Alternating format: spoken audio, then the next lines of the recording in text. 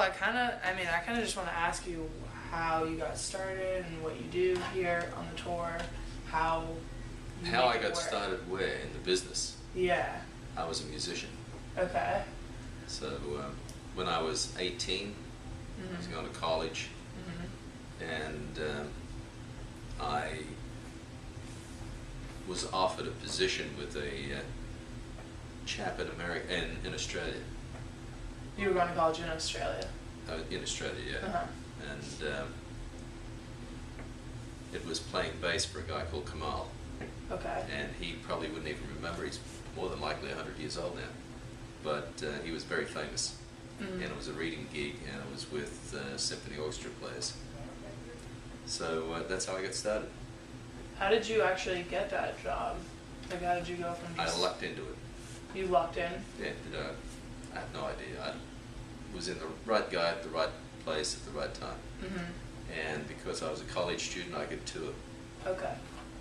So was it like your summer months when you weren't in school that you were able to do that, or you just sort of like took time off school and then got back to it? No, that was actually in a period where I took time off. But then after that, I joined a band and we used to tour with AC/DC. Oh wow. So that's forever ago. That's pretty cool.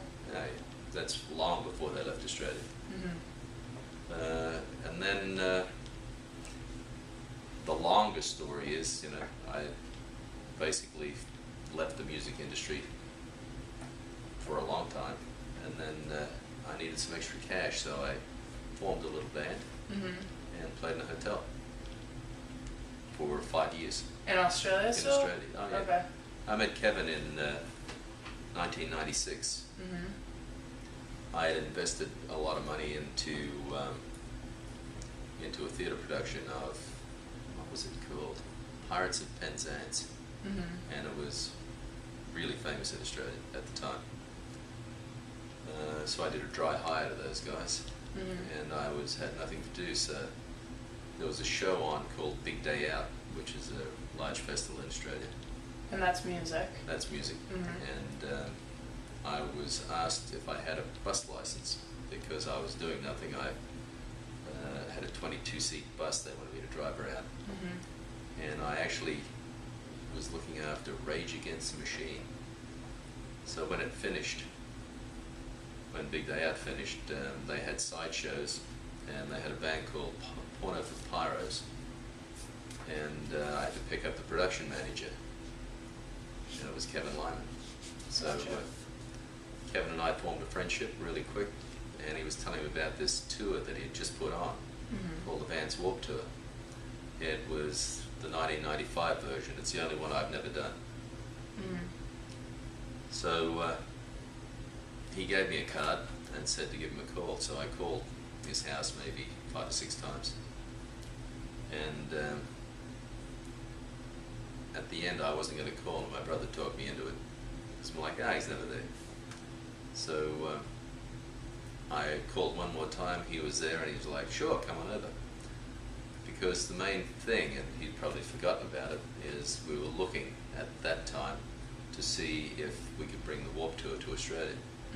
So I really wasn't coming to help or anything. I was coming to have a look at it and see if I could be any help to bringing it over.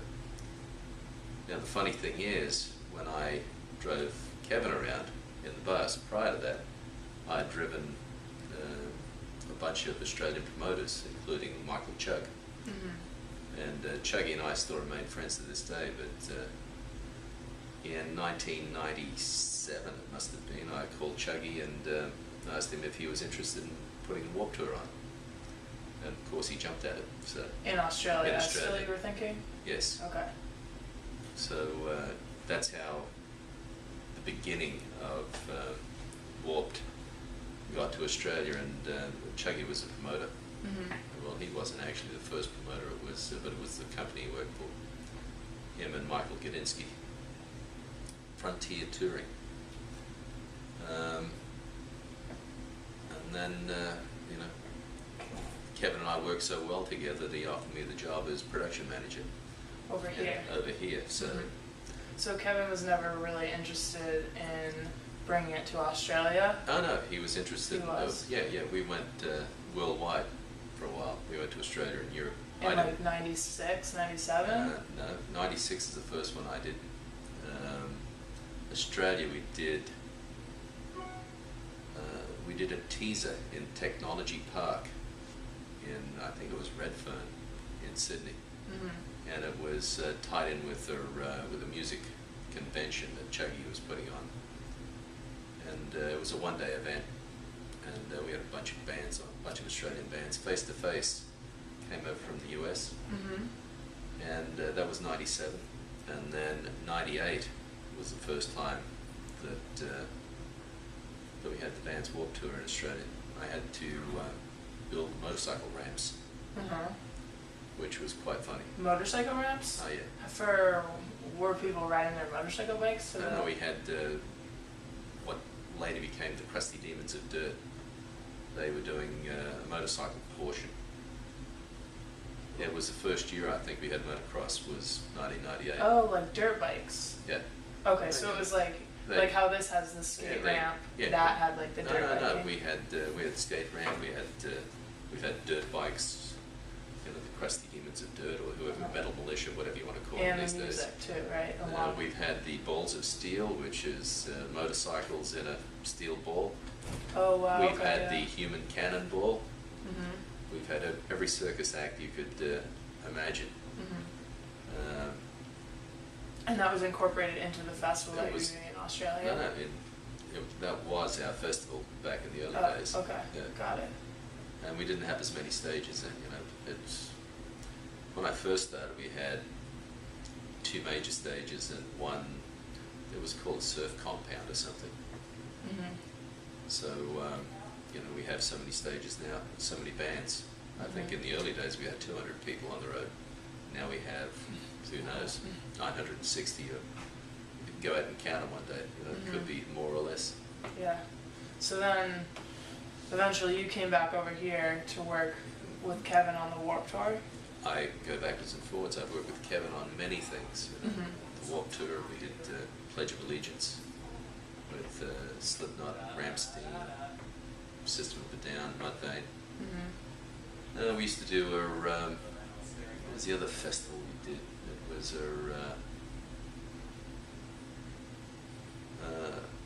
Latino festival called the Watcher Tour. We had Juanes, Catholic Cuba, Molotov, Lale. We did Sprite Liquid Mix with Jay-Z, 311, NERD, and many other bands. Roots, I think, were on that. Nappy Roots or something. Black Alicious. Other tours I've done, Rockstar Taste of Chaos, another Lyman thing. We did that worldwide and all through the US and Canada. It's fantastic. The Used, My Chemical Romance, 30 Seconds from Mars. I've done a lot of projects with him. There are a few. So now when it's not Warped Tour, do you work in his office? No. Or no, what do you do when it's not Warped Tour? I'm actually a contractor. Okay. So I do lots of other things. I used to work for Jack Johnson and Ben Harper. That was like 5 years on and off. I sort of shuffle around, whatever, promoter work. I have my own business. So can you talk about what you do every day on Warped Tour, what your role is out here? It doesn't really vary that much. It can vary from year to year. We have such a defined time we have to set up and get doors. Essentially what I do is, and I've never done these in the past, but I'll give you an example today. Here's a bit of a site map. So I give this to my truck driver. There's like a main truck driver guy? I have a lead truck driver and a lead bus driver. Okay. So after I get doors every day, we'll have a meeting.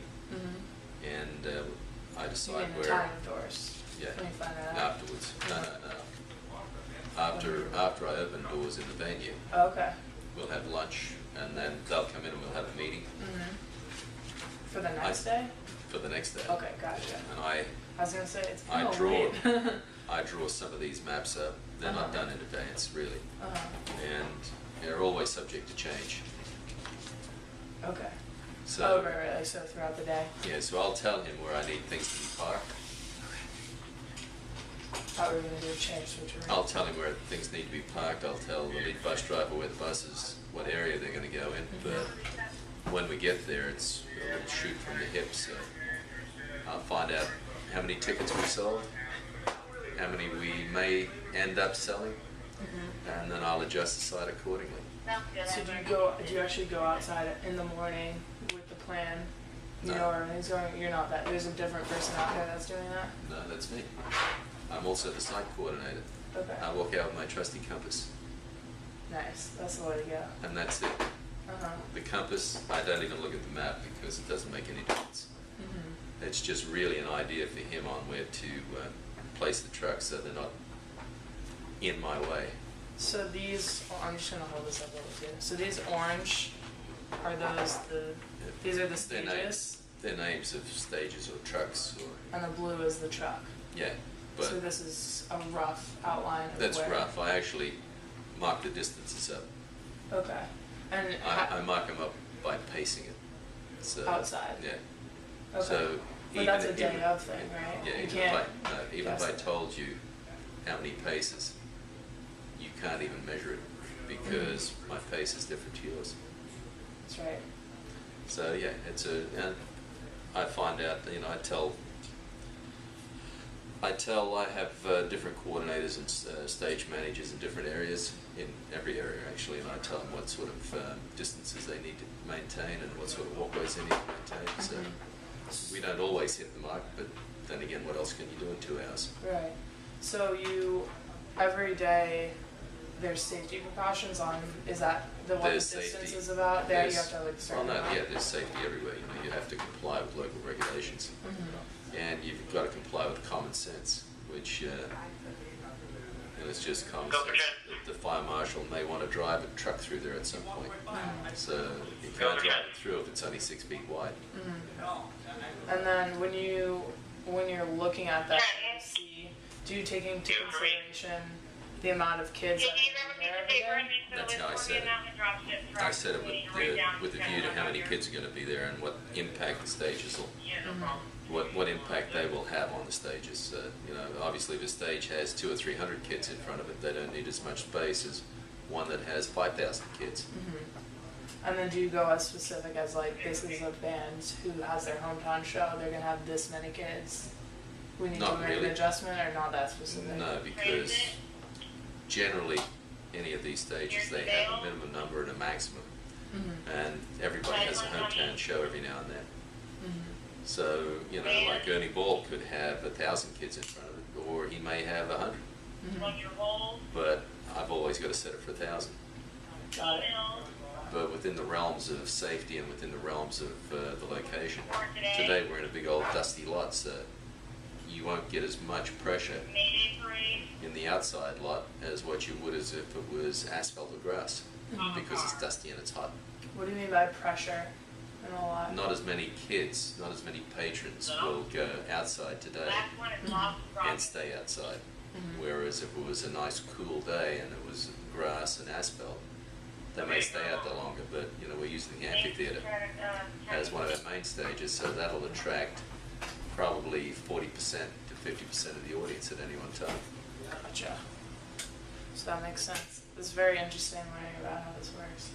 Because everything is different, right? And you're switching around some days too, Well, right? I had to switch this today because I had a stage that broke down. Did I say that before?